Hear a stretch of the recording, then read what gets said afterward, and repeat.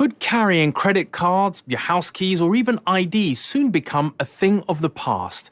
Around 4,000 people in Sweden have already been microchipped, and some organisations say implants could be on their way to the UK.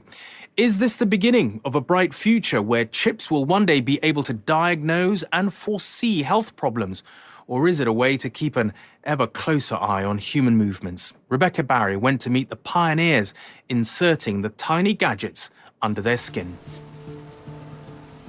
The city of Lund in southern Sweden dates back to medieval times. Over the centuries, it's witnessed plenty of change, but now there's a whole new sort of evolution going on. I'm here to meet some of the thousands of people in the country who are adapting their own bodies, who are inserting microchips under their skin. It means they may never have to carry a house key, train ticket or bank card ever again.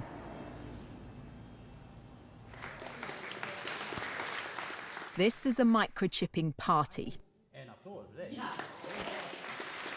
Hannah's getting an electronic chip implanted into her hand. She believes one day we'll all be chipped like her. So congratulations, Hannah. Thank you. You've been chipped? Yes, I have. How does it feel?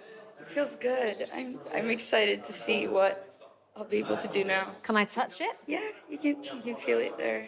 I feel like this is the future. It's the next big thing that's going to happen. Happy cyborg birthday.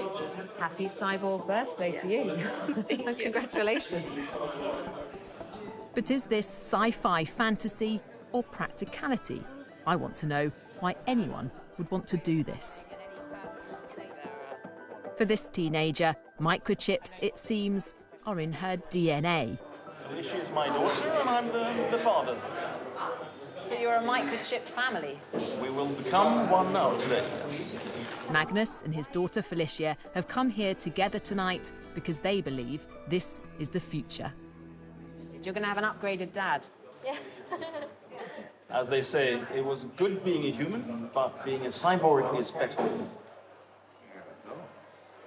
Didn't feel a thing.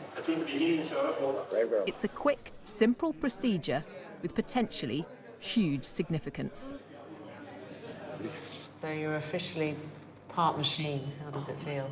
This is awesome. How cool is that? Good job.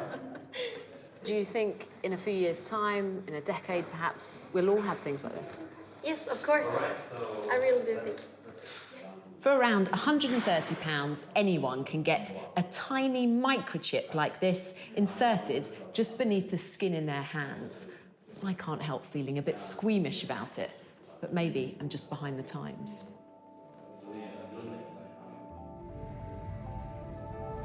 It's the morning after, and I'm about to catch up with Felicia and her dad Magnus as they get to grips with their new existence. So when you woke up this morning, was it the first thing that came to your mind? How did you feel? I felt a little bit strange because now I'm a cyborg and it feels pretty cool. The chips in their hands use near-field communication, the same technology that allows you to pay with a contactless credit card. They can be read by a device like a smartphone. So here I've stored my business card on my phone with my details, phone number, email address, other stuff, blood group even. So what's the benefit of that? When I get customers or suppliers at work, they ask for my business card and I say, scan me. Aren't there risks involved in that as well? Couldn't somebody pass you by and take all that information? Yes. Yes, it is in theory possible, but you have to be really, really close. But the main thing I think is that I choose myself what I want to store on this chip. The people I've met so far don't seem to have any concerns about blurring the lines between man and machine. Hannes has made it his mission to convince more of us to get microchipped. He's what's known as a biohacker, someone who wants to improve their body with technology. What's wrong with just having contactless payment cards? We've all got phones, we've all got a set of keys. What's the point? The point is to reduce the hassle of exactly these things. Isn't that just the ultimate laziness? No, it's convenience. And convenience is a pretty powerful force. I mean, in the morning, every morning, when you stand there, going out your front door, you check your purse or your pockets. Okay, do I have my wallet, my charger, my keys, my phone, all my stuff? What if you could reduce that by half? It would declutter your life. Hannes has helped develop several microchips. He wants us all to hack our biology. Microchipping is, he says, just the start. I want us humans to open up and improve our sensory universe, our cognitive functions, and improve all different dimensions of being human. And there is so much we can do. You want to make us bionic? Indeed. I want to merge humans with technology, and I think it will be awesome. I want to understand why it's people in Sweden who are enthusiastically embracing this idea, when many others might be sceptical. This is a nation of early adopters. Sweden's set to become the world's first cashless society, and the economy here is driven by digital innovation. This national rail company has taken microchipping on board, with 2,500 passengers signing up to use their chip instead of a paper ticket. I've come to the capital, Stockholm, the epicenter of this tech revolution.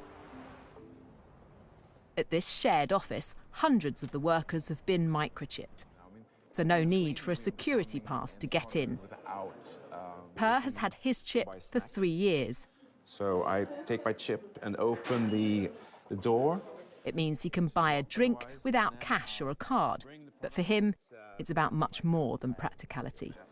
Do you enjoy being one of the first, being a pioneer of this technology? Absolutely. A whole bunch of questions come up, like, you know, is this ethical? Do we want to have that? Or will we be sort of a nation of cyborgs in the future, and what will happen? So a lot of sort of really interesting discussions come out from, you know, talking about the chip. It triggers an ethical debate. Yes. For critics, the biggest future concern is over data protection. As the amount and type of information we store on microchips becomes more advanced, so do the security risks.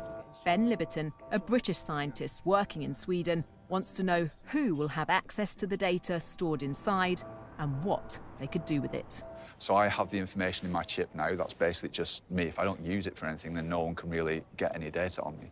But then if I start to use it at work, then work knows when I've interacted with something at work. If I then go to the canteen people know exactly what I've interacted with there. So the wider spread it becomes and the more that we can interact with different things, then our data is being kind of shared and incorporated in lots of different places. The nightmare situation in that case would then be that someone else has access to my health data, and that one day I get a letter through the door that's like an increase in my health insurance premium before I know that there's any problem with my own health. So I think we have to be cautious now in the very early stages to make sure that we're actually controlling how the information is being shared. For now, it seems to me, what the chips can actually do is fairly limited. But the people I've spoken to are convinced that this technology will, one day, change the way we live. That in the future, we will all be chipped. And they are leading the way.